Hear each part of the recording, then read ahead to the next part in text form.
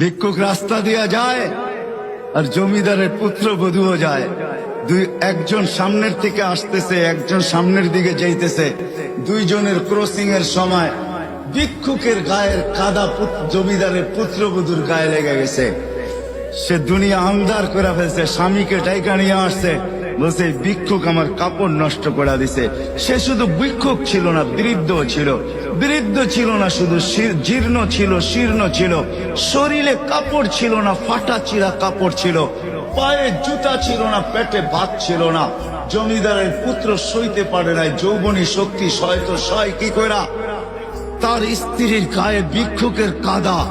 বস সমগ্র শক্তিকে হাতে জমা করা, একত্র করা বৃদ্ধের গালে বসায়।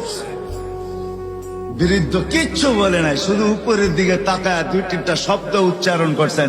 শব্দগুলা হলো ইয়া মাল্লা তারা হলো ওয়ুন, ও আল্লাহ চোখে দেখা যায় না। ও তারা কুল্লা শাই, তুই সব দেখিস। ফারা তারা মা বি, তুই কি দেখিস না আমার সাথে কি ঘটতেছে? এটা কি দেখিস না?